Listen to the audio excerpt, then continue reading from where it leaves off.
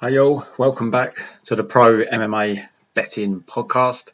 So this week we've got UFC 262 headlined by Oliveira versus Chandler for the lightweight belt vacated by the retiring Khabib. Really good card from top to bottom. It's in Texas in a big arena. We've got a crowd back again. We've got the large cage back again. So a couple of things to bear in mind with regards to your bets. Last time a lot of the fighters fought quite excitedly with the crowd. Very hard to factor in your capping, but probably going to see a few fights where people are probably responding to the crowd where they've missed it. So something to bear in mind.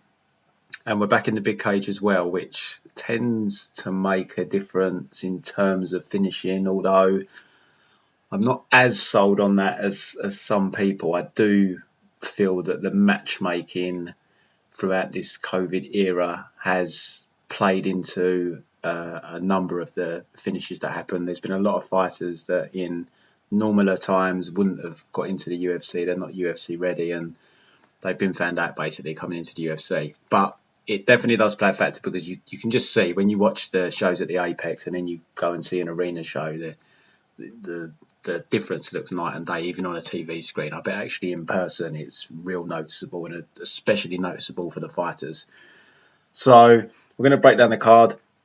Just to remind everyone, I do offer a premium service for pre-bets and live betting service. So pre-bets are emailed out to members every week and the live betting service is run via a private Discord channel. The chat is suspended during the fight, so you can only see my tips, and then it's reopened while we wait for the next fight to start, and it's open throughout the week. There's quite a community on there. All of our bets are tracked, guys. If you go to our website, I did have the links below the video, but Twitter was saying I was violating their guidelines or some nonsense, so I just took them down. Not Twitter, YouTube, sorry, was saying I was violating their guidelines, so I took them down. If you go to the website though, prommmabetting.com, on the homepage you'll see there's three icons. There's two betting.gs icons and there's a betmma.tips icon. All three of the trackers. BetMMA covers the MMA pre-bets. One of the betting.gs sheets covers live bets and the other betting.gs sheet covers if there's any boxing plays or if there's maybe a double on boxing and the UFC. You can't convey that on Bet MMA because it's just MMA. So I've got a separate spreadsheet to that. It doesn't get used too much, but there are some bets on there. And then we've got the live betting one and as I said, the Bet MMA tips. So everything's tracked. The Twitter handle is at Pro MMA Betting. I always post bet slips, particularly members' bet slips. As the bets come in on live bet during an event, I will always post them up and I'll post them throughout the week as well. I'm running a promotion this week, 30% off an annual membership. So in pound sterling, it works out at £206 for the year with the discount. And in US dollar, it works out about $266 for the year. You get all the pre-bets, all the live betting tips. And since the inception of the service about 3 years ago, if you bet £100 or $100 per unit, you are in profit over £28,000 or $28,000. So if you stick with us week in, week out, you stick to all the bets, the pre-bets, you're on board for the live betting, it's a great side income that you can earn from betting on MMA. And we do bet on the boxing as well. This week there's a boxing event and then we've got the UFC following straight after. So on Saturday we'll have a kind of double bang for your buck. So if you want to sign up to the service, the membership options are available on the website, prommmabetting.com. Any questions, feel free to drop me a DM on Twitter. But we're going to work our way through the card now. Have a look if we can see any value, what's left on the card, anything we particularly like, and try and find some value that way, guys. So first fight on the card is a late notice replacement, Sean Soriano taking on Christos Gagos. I haven't actually done tape on this fight. Just haven't got around to it. I saw the betting line and normally I've got a good feel before I do tape on a fight, especially for the UFC, if it's a fight that I feel like there might be some value. And this one, Gagos, I'm just not really interested in betting him as a sizable favourite. He's been bet down a little bit. I think he's about -200 now. But the reason I don't like betting him as a favourite is his gas tank is really bad. He gasses every fight. It's really, really bad.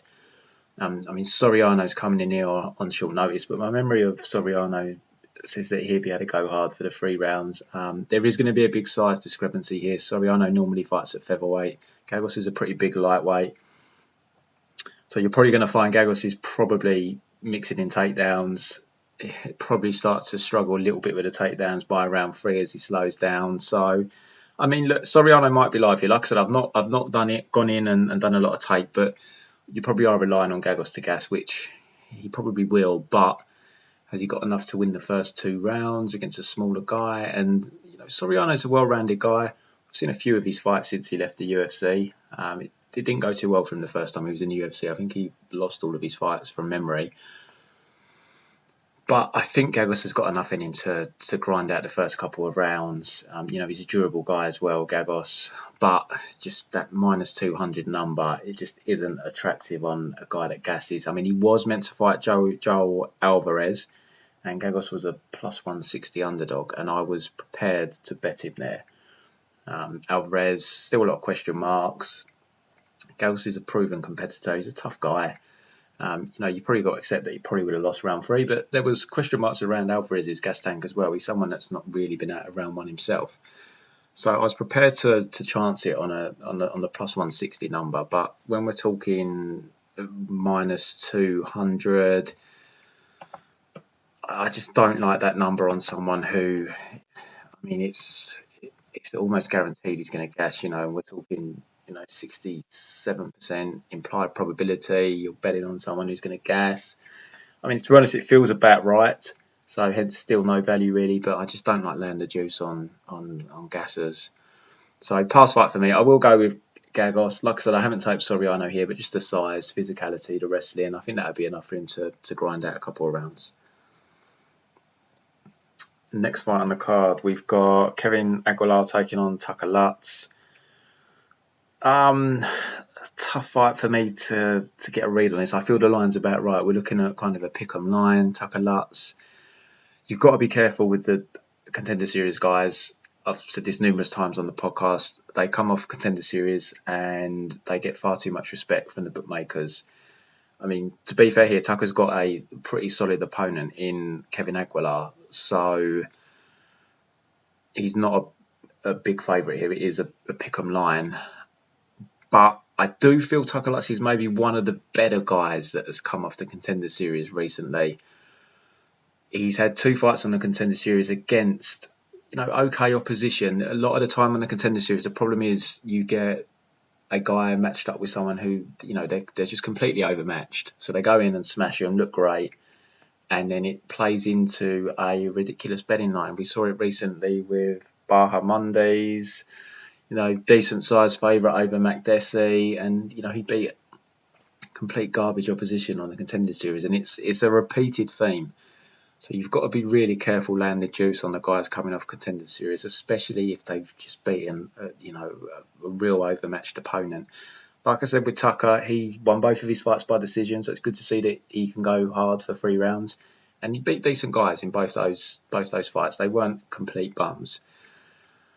He's coming in here. It is a step up in competition against Kevin Aguilar, but I don't know where Kevin's at. He's just not looked great ever since he had that really tough 3rd round with Dan Ige, where it was 1-1 going into the 3rd round.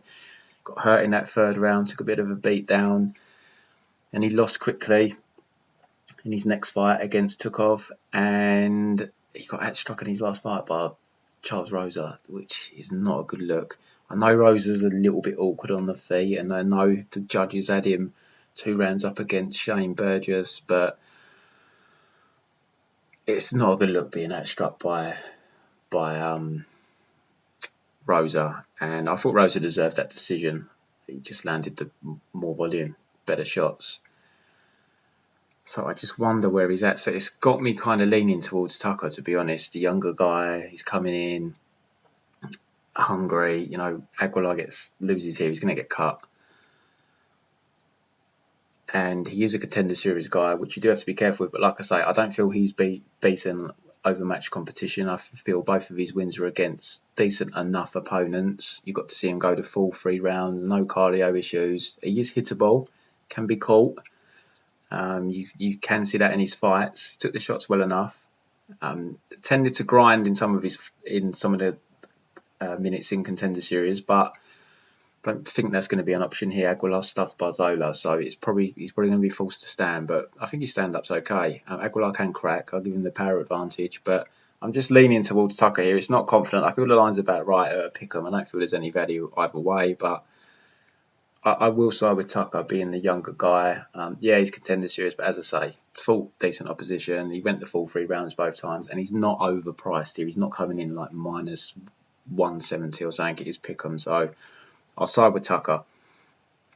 Last fight on the preliminary card on Fight Pass, it's Gina Mazzani taking on Priscilla Cachoeira.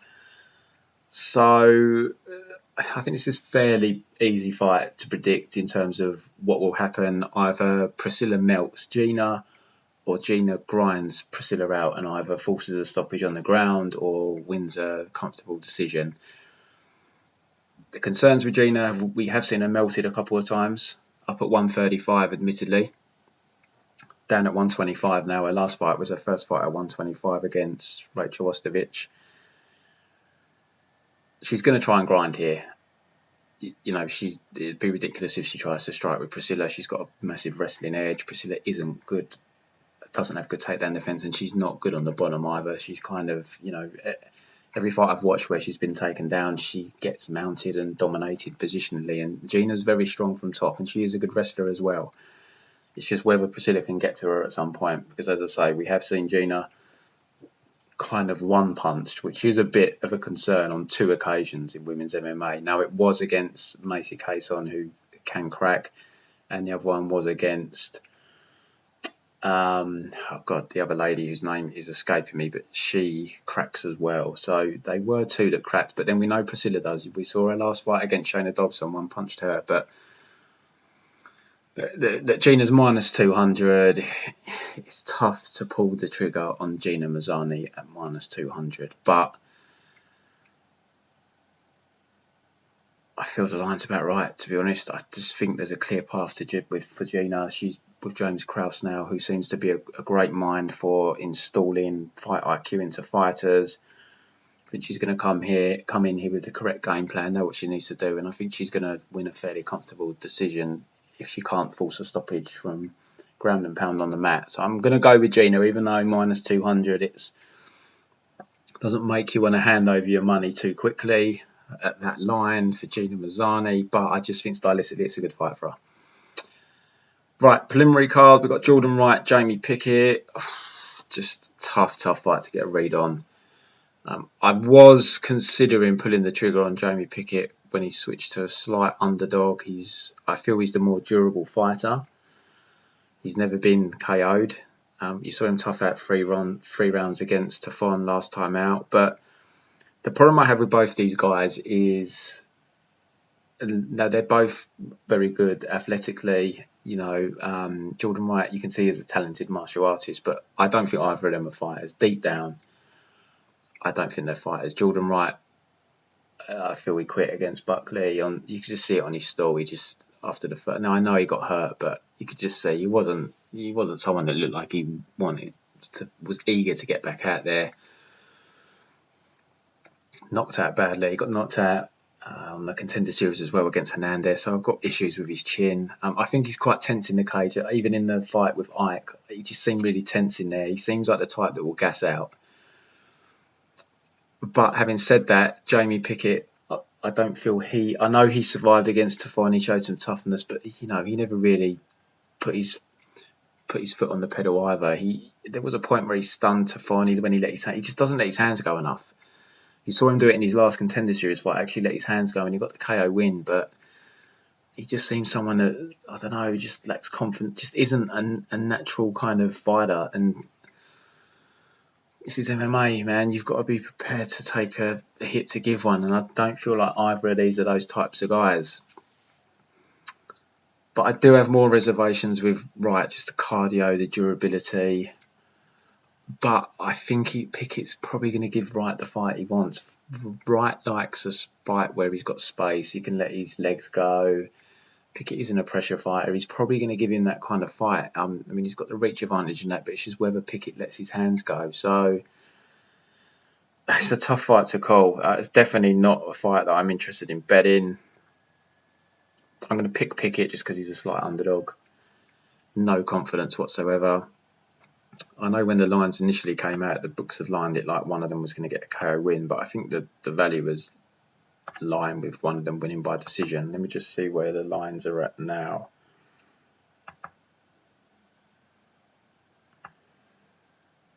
So the over's at plus 140, plus 130. Pickett wins by decision is plus 350, plus 400. Wright wins by decision, similar. I don't think that's a bad bet. If you feel you've got a decent lean on that fight, I don't think that's a bad bet. I could, Pickett's durable. He's never been stopped. So I'd be surprised if Wright puts him away.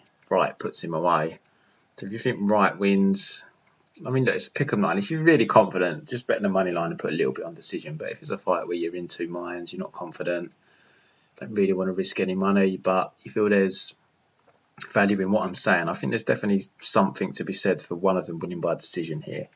Because Pickett doesn't really let his hands go. He can be tentative. Wright, it is more low percentage stuff. You've got to remember the guys he was knocking out before he got to Contender Series, their combined record was ridiculously poor. He's more about the legs, so it's low percentage, and even the lockout he got on LFA was that fluky kick come knee where they go to throw the kick but the knee lands. So you've got someone that's never been stopped. You've got someone that's likely, if he wins by KO, it's probably going to be like low percentage head kick type thing. I just think the odds are a little bit off on the decision for either there. So I've said Pickett, and then I'd have a punt at Pickett decision personally. But if you like Wright, I don't think Wright decision's a bad bet either. It's a big cage as well. Like I said, Wright likes his space. I think Pickett will give it to him. So yeah, I really wouldn't be surprised to see that fight hit the scorecards.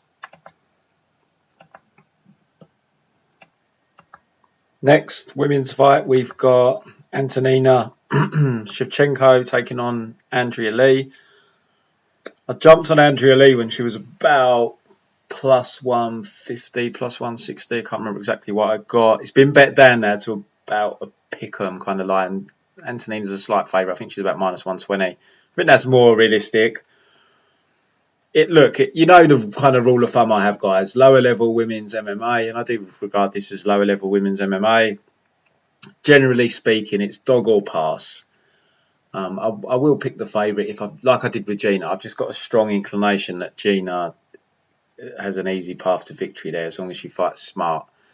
And Priscilla's very limited, etc. But it's still tough to lay money on Gina at minus 200. But yeah, the general rule of thumb is dog or pass. I will pick on the lower level women's MMA. I mean, now the lines come down, and I'm doing this pod now that we're basically at a pick 'em line now. So just to put that out there, I have got a little bit of money on Andrea Lee at plus 150. I wanted to tip it to members, but it just got bet down before I had a chance to do the tape, and I didn't expect it to actually get bet down this far. I thought people would look at the 3 losses in a row dynamic. Antonina coming off the TKO win, but clearly they've done their homework. I just think it's got split decision written all over it. Andrea Lee, yeah, she's got the 3 losses in a row, but you've got to put some context into that. The Lauren Murphy fight, I think pretty much everyone gave that to Andrea Lee. The Joanne Calderwood fight was over in Abu Dhabi, and she seems to have a bad cardio dump as the fight wore on, and it was still a very close fight. Still very close. And then the Roxanne Modafferi fight, again, very close. Roxanne won it in the last 2 minutes. I remember live betting Roxanne after round 2. General rule of thumb I have with betting or live betting is if it's 1-1 going into round 3, I will take the dog, generally speaking, if it's a sizable dog. And I can't remember what Lee's line was without checking the tracker, Roxy's line was without checking the tracker, but got a feeling she was maybe plus 150 or so. And I do remember I bet it because Roxy just needed one takedown, most likely. And she did finally get it, but with about 2 minutes left. So it was a very close fight. It's not like she's gone in and lost 3 and, looked completely awful. You've got to put them into context. And Antonina, good win over Lipski, but, Lipski's terrible on the bottom, terrible wrestling. She had an arm through her. I can't remember how she got the takedown in round 2. Was it a trip from the clinch? I can't really remember, but, just dominated her from the top. I mean, Lipski's ground game's absolutely ridiculously poor. But then you go back and, Katlyn Chookagian just absolutely smashed her in the wrestling, which, Chookagian's... I didn't think she had the physicality to do that. You go back and watch Chookagian's fights, and when she's shot on people, she's kind of pounced off them, but it's easy takedowns. The big flaw with Antonina is her takedown defense. You've seen it in a UFC run. Roxanne Modafferi fight, the Katlyn Chookagian fight, even the Pudilova fight. She got taken down by Pudilova in round 1. And in round 2, Pudilova basically had the takedown, but she went for the single leg and she allowed Antonina to kind of pivot round onto her back as she was trying to secure or trying to kind of cement the takedown.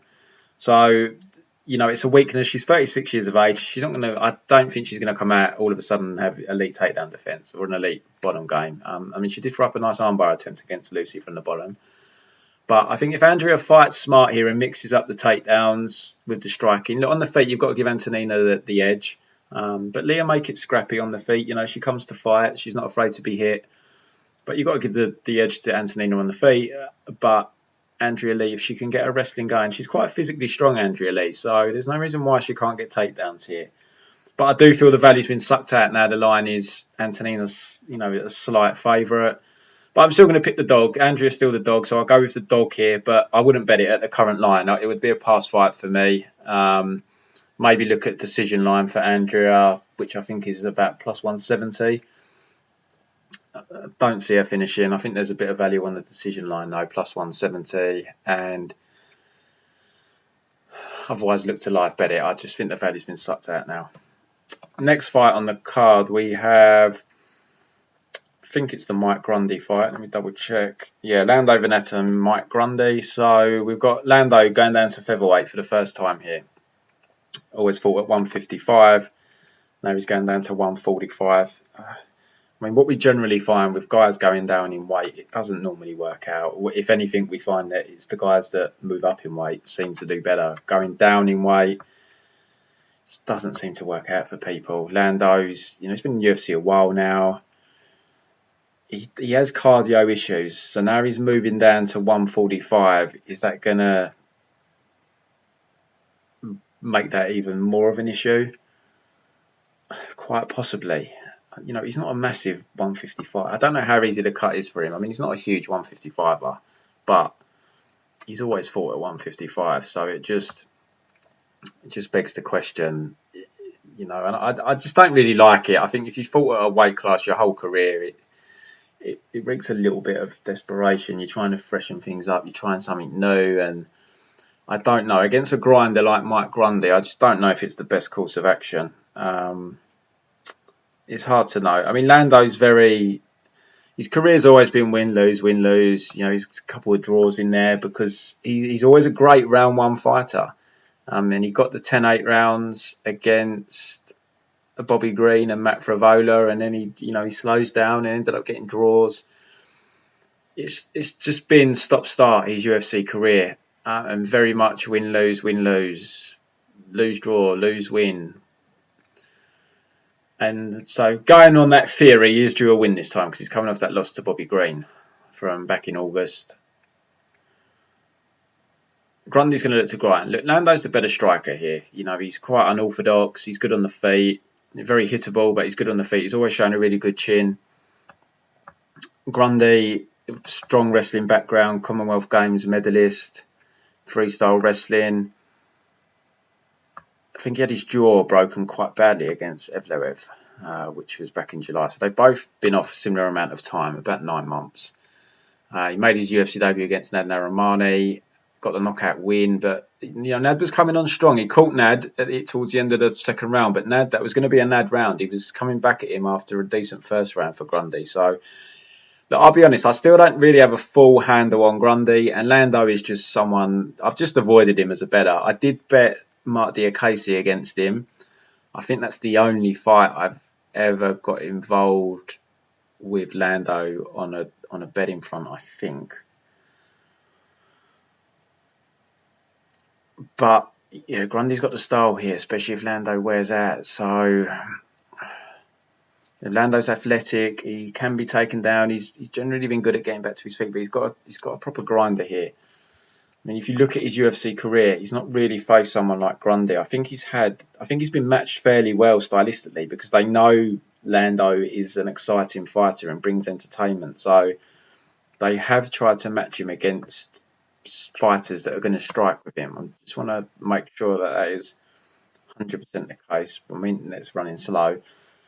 But from memory, Lando is definitely one that, as I say, he has been getting the striking fights, and here he has got an opponent that is going to bring something a bit different to the cage for him. I'm just having a look. And, I mean, Fravola's he's got the wrestling background, but he likes to stand and bang. I mean, you look at his record. I mean, he's literally had strikers his whole UFC career: Ferguson, Makdessi, Tamor, Green twice, Close. I know Close can wrestle, but he tends to stand. Favola, Marcus Mariano, which was a complete bone the UFC threw him. Diakese, Yancey, Bobby Green. So he's got a different stylistic matchup here. The betting line, let's have a quick look. I think Grundy's about -120, but it was just a fight. I've not really paid too much attention to it because I know I'm not going to bet it. He's around -120, Grundy. Let's see what the decision line pays on Grundy, because Lando is tough to finish. I don't think anyone's ever finished him, have they? Double check that. Besides, obviously, Ferguson. He's a tough boy to finish. So, unlikely he gets finished here by Grundy. Grundy's going to have to grind to win this one. Let's go back to the odds. So Grundy by decision. It's quite high, +175, +2. I don't think that's bad. Thought that'd be a little bit closer to the money line, to be completely honest. If you like Grundy, I mean, I don't want to talk you out of betting his money line, because if you like him, -120, it's a decent price if you like him. But that decision line, if it's a fight you're unsure on and you're looking for a little bit of action, Grundy decision, especially if you can get that +200, I don't think that's a bad bet at all. Lando doesn't really finish fights either, does he? I mean, he's fought good guys, durable guys, though. It's not like he's been fighting guys that are easy to put away. But I think Makdessi, is that the only guy he's put away? Mariano, but that doesn't count. If you look, he's only got 3 wins in the UFC. Yancey, Mariano, and Makdessi. He's got 2 draws.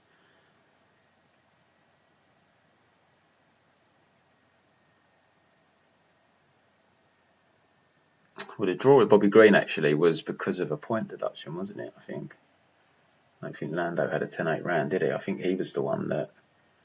Was it Lando? Yeah, Lando was the one that nearly got knocked out in the first round, and then Bobby Green threw an illegal strike. But yeah, he is that type of guy, though. He's dangerous early, but he does slow down.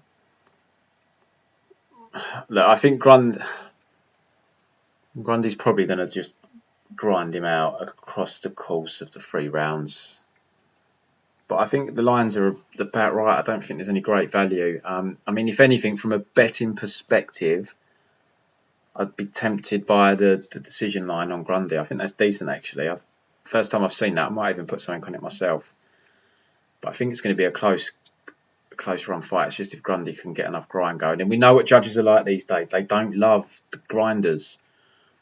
You've got to really do some work on top, or completely control the guy for virtually the whole round. If you eat a few solid strikes on the feet, even if you've had minutes of top control and not done much with it, the round will go to the person that's throwing the eye-catching shot. So it's a bit of a problem for wrestlers now, that style. You've got to evolve your game, and Grundy's obviously working on his stand-up. He trains at Darren Till's camp, but he is 34. I don't think you're going to see much more out of him in terms of stand-up. He's getting up there in age.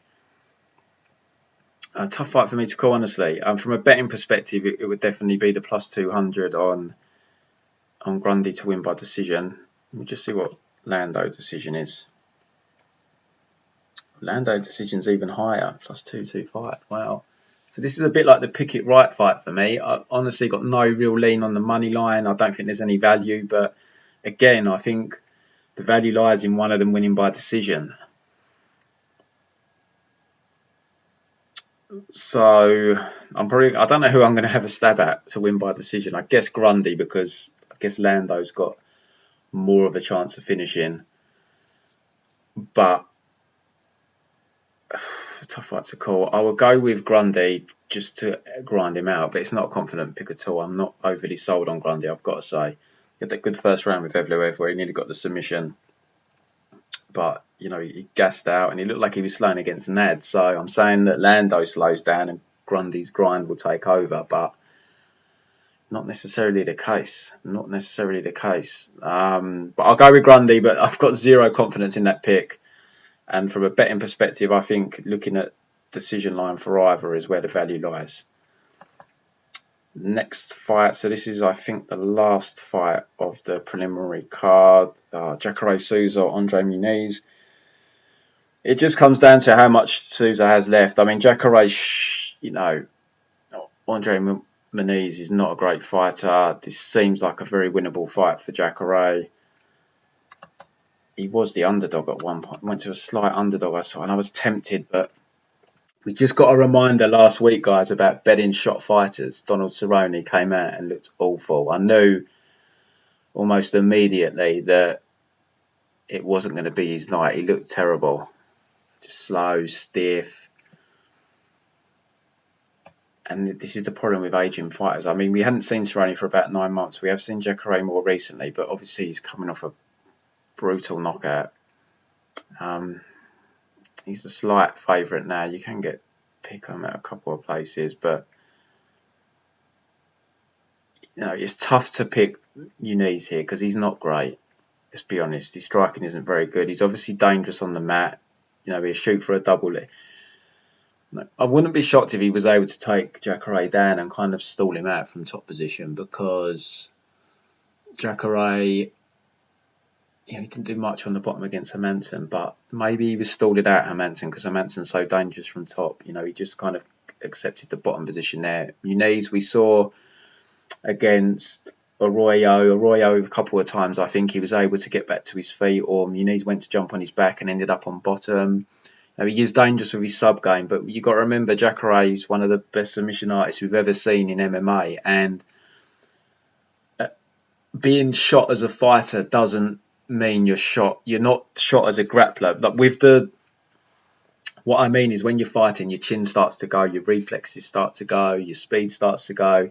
These things apply less in the grappling context because Jacare can just remain tight on top, can still move positionally. Those things don't factor in as much as when you're standing up. So on the ground, I don't have any concerns whatsoever. So I've got to pick Jacare here. It's just the shot aspect. He could come out and look stiff as a board. But it's just hard to see where Muniz offers a threat, because I just can't see him submitting Jacare, and I can't see him knocking him out. I mean, they're big guys. It's MMA, but I just don't see it. I just don't see him out striking him on the feet either. It's just a shot. This could look a gift line in hindsight, but as a bettor, you've got to be very, very careful with shot fighters. If you're fine that Jacare is at pick 'em odds against Andre Muniz, bearing in mind that he could come out and look completely garbage, completely shot, then you've got to take the Jacare line.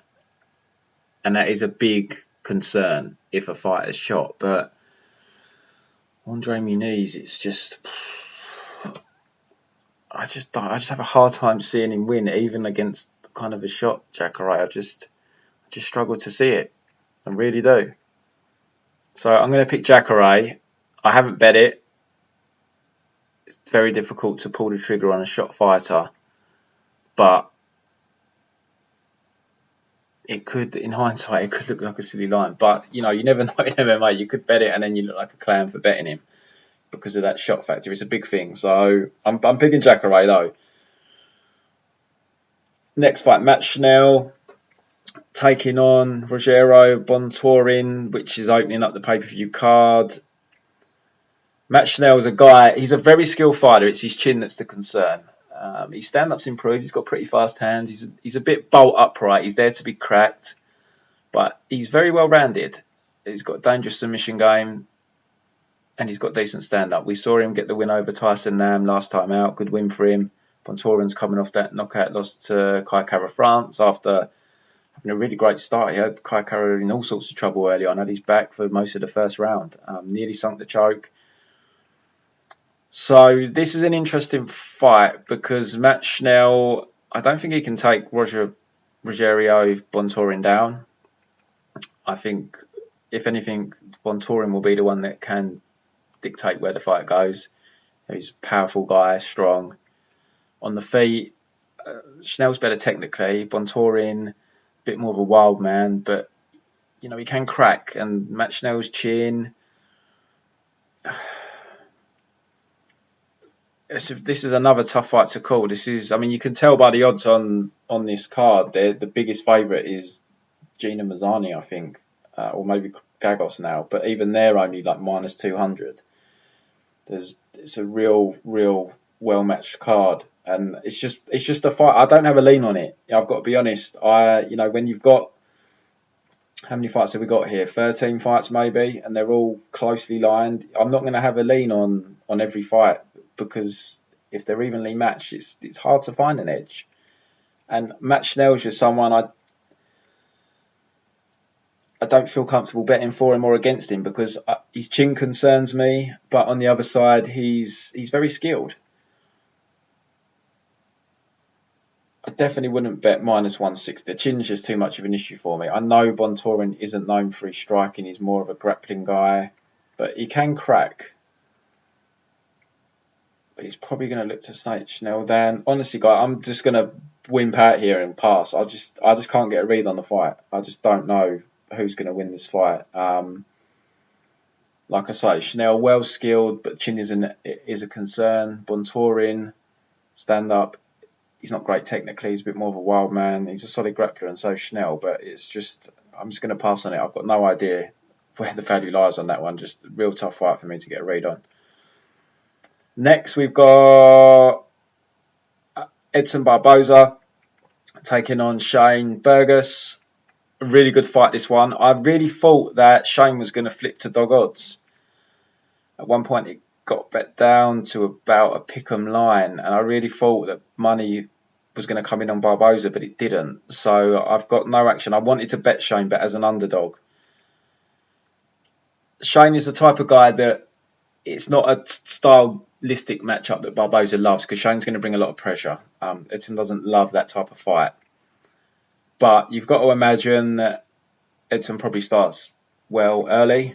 I mean, Shane, I don't know how he took those shots against Josh Emmett. I rewatched that fight the other day, and it's just crazy the shots he ate. I know he got dropped a couple of times, but I mean, even when he got dropped, he didn't seem overly hurt. It was just absolutely nuts the amount of power shots he took off Emmett flush. These were flush shots, and we know how hard Emmett hits, but like repeatedly. Like absolutely insane chin. Pressure was ridiculous, just constantly in Emmett's face. I would have taken Shane here when he was about minus 120 if this was in the small cage, because I definitely think that favoured him big time. That would have played a big factor in this fight. But it's in the big cage, which is definitely good for Edson. He's down at 145 now. We've seen him a few times. He's coming off that win over Makwan, dropped him a couple of times. Just too good on the feet for Makwan. Got taken down a couple of times in the third round, but it's just too much on the feet. He took that controversial loss to Dan Ige, where I thought he won.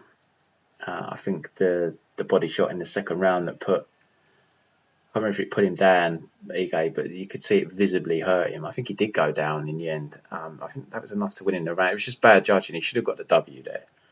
That was poor judging.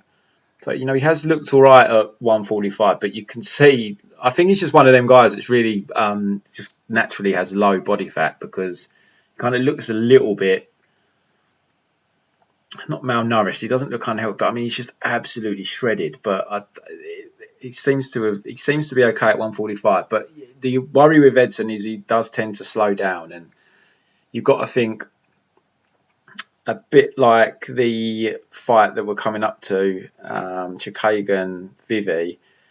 I think this fight could be a tale of two halves, where Edson starts well, but he starts to fade down the stretch. The pressure starts to get to him, and we find Shane because Shane isn't a huge puncher. He's not, he's more an accumulation guy. He's not a one-shot type knockout kind of guy.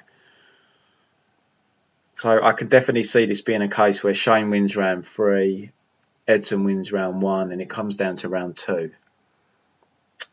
I don't feel there's any value on, I'm not, even at plus 120, I'm not chomping at the bit to bet Barboza. Just something in the pit of my stomach's telling me he's not going to like Shane's pressure, but he will start well. So I'm still going to pick Shane here, even though he's the favourite. I'm not bet it. I'd only bet Shane as an underdog here.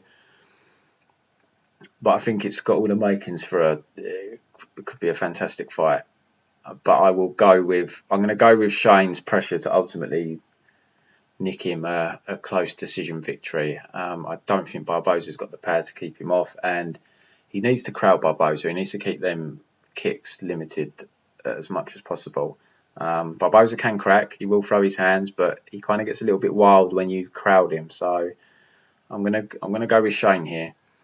Next fight, Katlyn Chookagian, Viviane Araújo. As I've just touched on, I think this fight is very similar in terms of the stylistic makeup of it. Vivi starts very fast and she slows down. She doesn't look great in round 3 in her fights. I thought she looked better against De La Rosa across the 3 rounds, because I thought she managed her movement better in that fight. If you watch her fights, especially before that fight, she has a lot of exaggerated movement that she doesn't really need to be using, and I felt that was using up a lot of her energy when it needn't be. And then against Montana, she looked a lot better in that sense, but then against Roxy, just dropped off badly in round 3. So it's a shame, because she's such a good fighter. She's never going to be any good across 5 rounds. She just doesn't have the cardio for it. But round 1, she's a beast. So I think this is going to be a tale of two halves. Vivi starts strong. Katlyn takes round 3, and I think this could come down to round 2 as well. Who wins round 2? Katlyn does what's the phrase I'm looking for? She does sit on her punches more now than she used to. That's definitely an improvement she's made. Most definitely. Used to be a bit of an air puncher, a bit of an air grunter, but she lands more now. She does land more. She does stand down. She does definitely dig her feet into the canvas more when she's throwing. She's not so light of foot anymore. Vivi, powerful. She is going to land the more eye-catching early, even if Chookagian's maybe out voluming her. I think the judges will still go with Vivi early, because she lands some real meaty shots, Vivi, and she's fast with her hands. She's like quite vicious. I just think it's a tale with two halves now. Again, I'm struggling to find an edge on the money line. I don't really think there is one.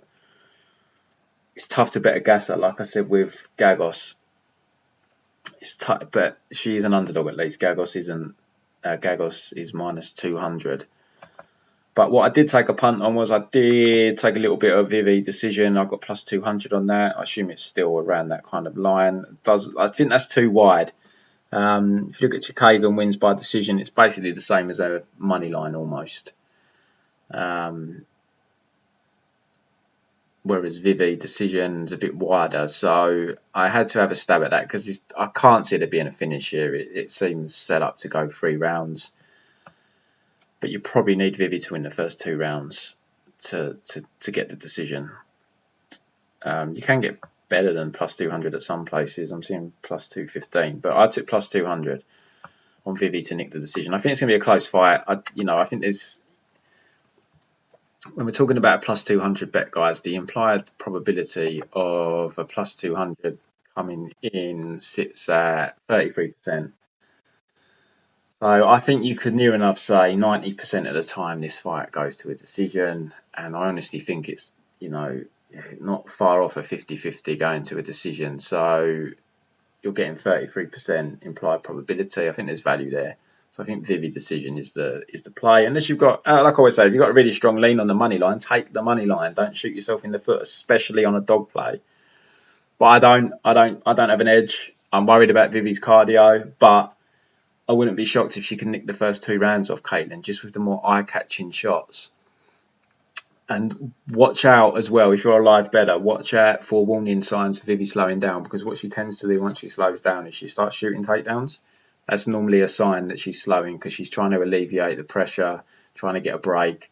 It's kind of what she does. She won't shoot unless she's getting tired. So have a look out for that. If you start seeing her shooting, there's a sign there that she's slowing down. So for live bettors, that's something to watch out for. And also, if you're a live bettor, if it is 1-1 going into round 3, and you can get any plus money on Katlyn Chookagian, then I'd probably jump all over that, because Vivi just has this tendency to slow down in round 3 of her fights.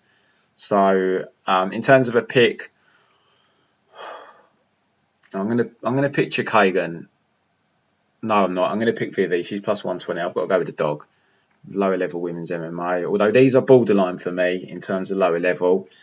In fact, I don't even think I'd class them as lower level. I'd put them middle of the ground. The upper level being your Shevchenko, Valentina, Muniz, that caliber of fighter. But I wouldn't call Vivi or Chookagian lower level.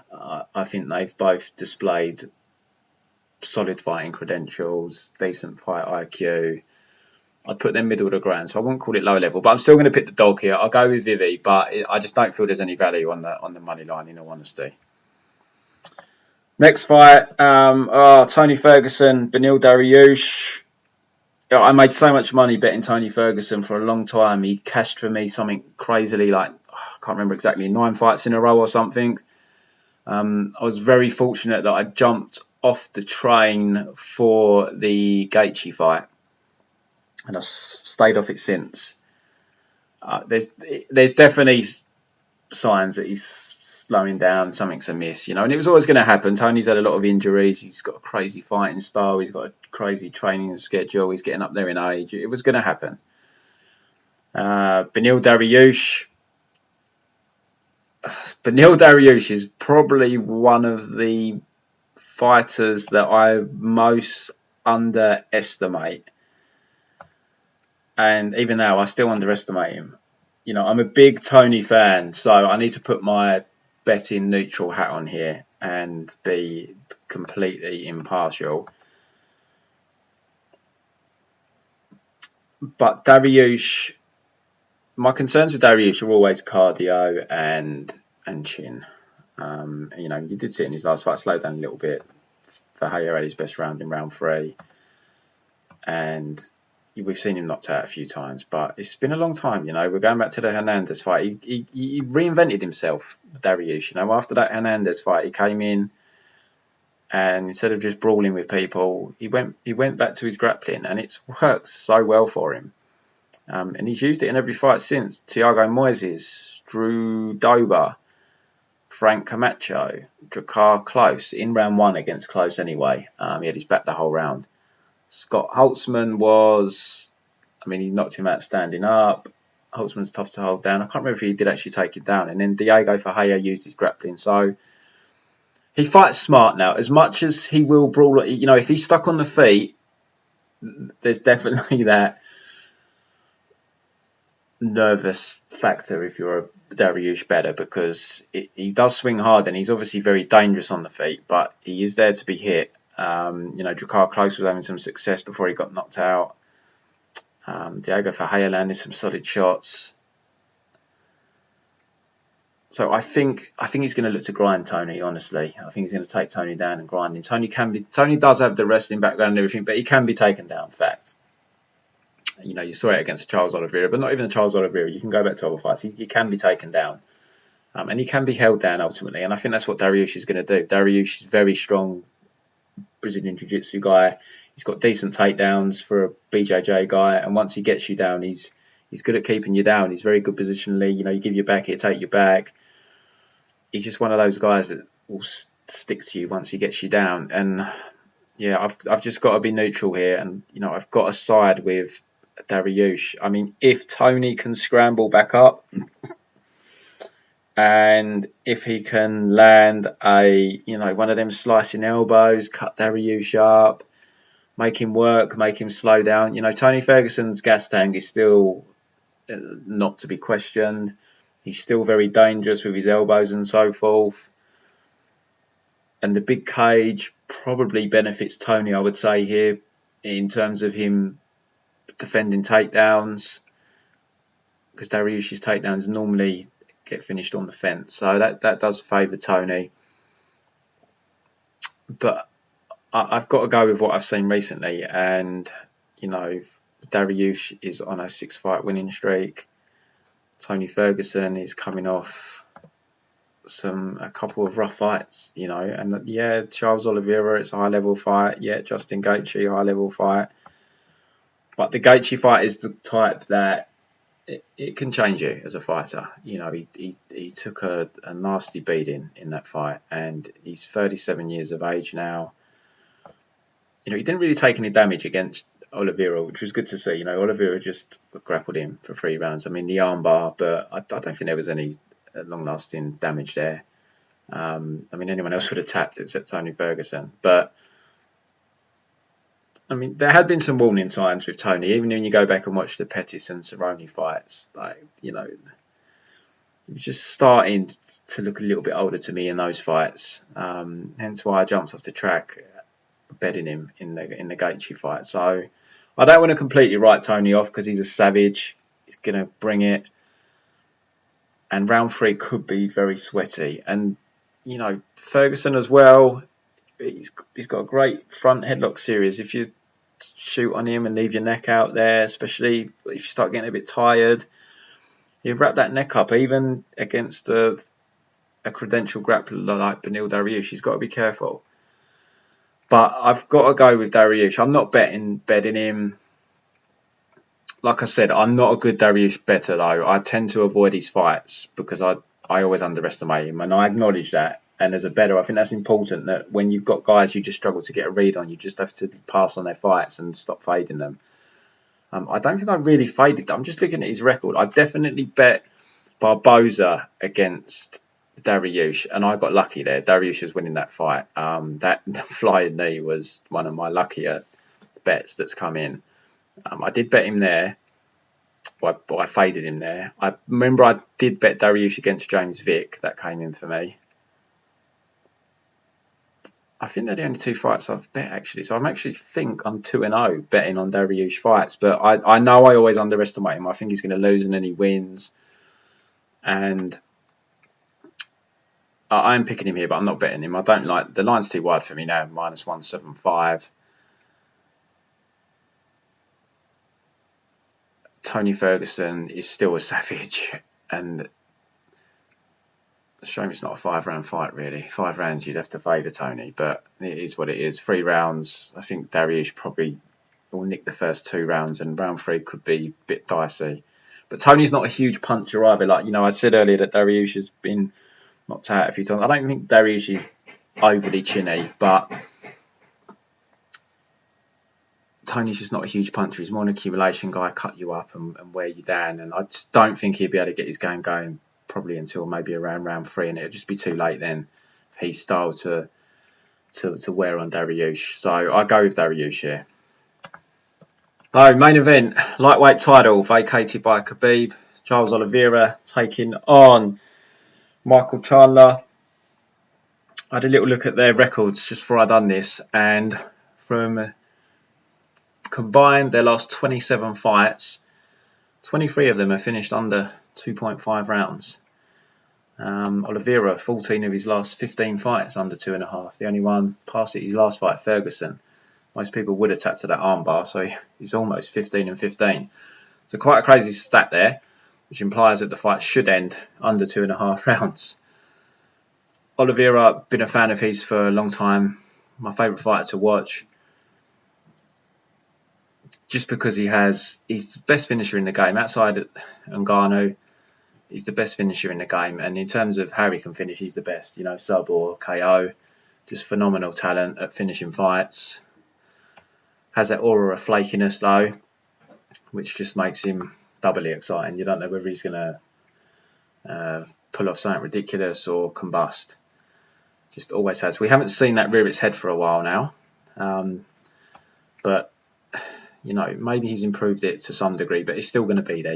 It's like I saw Michael Chandler say, you either have that in you or you don't, and it's there. It's there, and whether that could rear its head here if the going gets tough and Charles takes the way out, I don't know. I hope not, but it's there. It's something you've got to be careful of.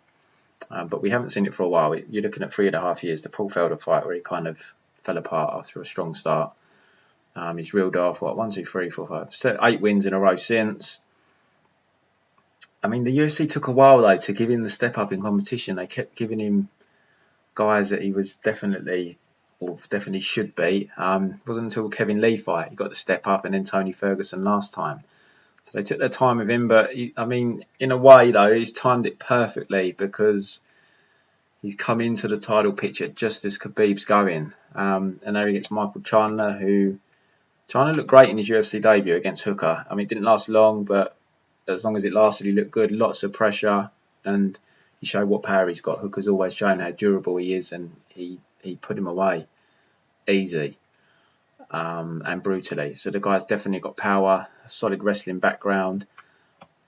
His chin, I'm not overly sold on. I remember when I done tape on him for the Hooker fight, I actually put some money on Hooker in that fight, and his chin wasn't great on tape. The Pitbull loss, it was behind the ear. One of them, they are a little bit unlucky when you get caught by them. But I think it was the Brent Primus fight. He got caught in that fight and got wobbled. He went back to his wrestling. But he's a finisher. He's clearly got power. I know Benson Henderson shot, but he put Benson Henderson away before his UFC debut. Sydney Outlaw he put away.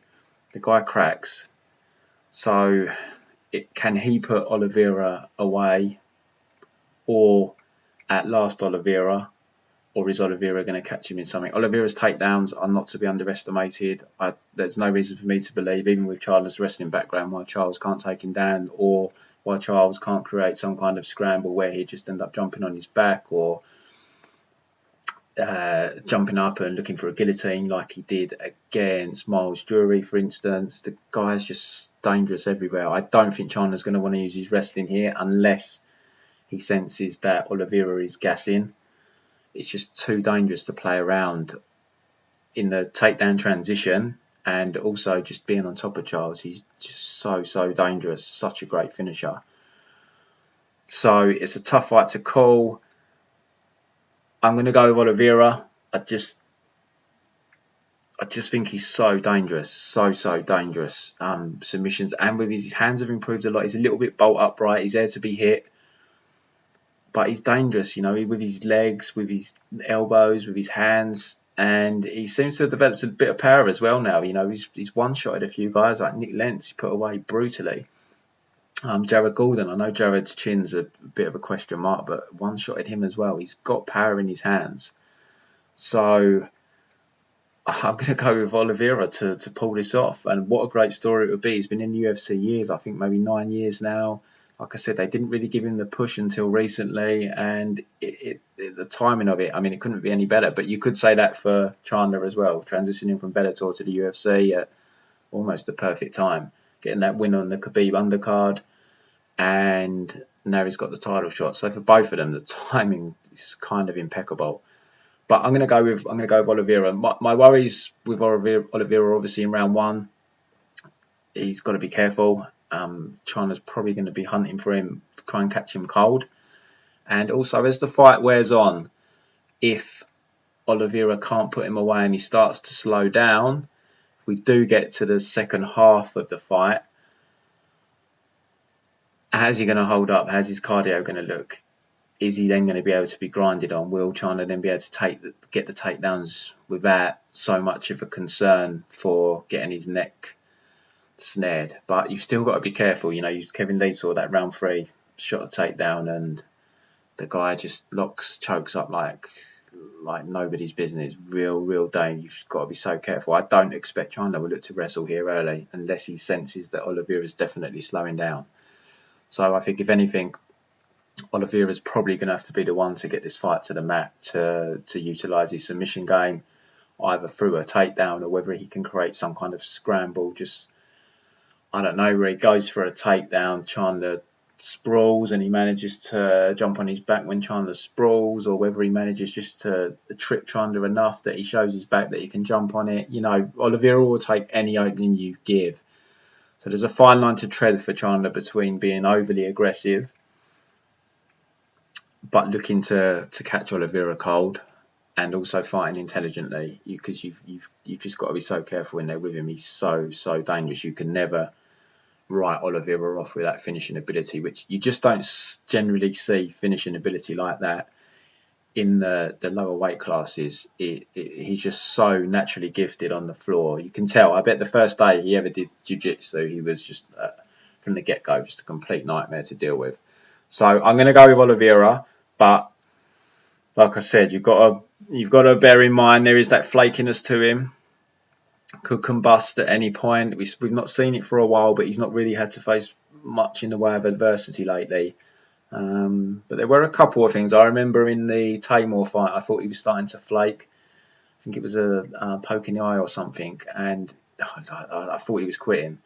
But he didn't. He recovered and he came back and put Tamor away. And then I think there was something in the Nick Lentz fight as well where he kind of started to turn away when they was in the middle of a clinch position, and I thought, oh no, he's wilting here. Whatever's happened, he's giving up. But he kind of recovered from it and carried on, and won the fight again not too long after that incident. But it's still there. It's still there. You just maybe now have to dig a little bit deeper to find it. But like I said, Olives hasn't been dragged long in fights recently either. So if he starts to slow down, starts to gas a little, it's going to then rear its ugly head.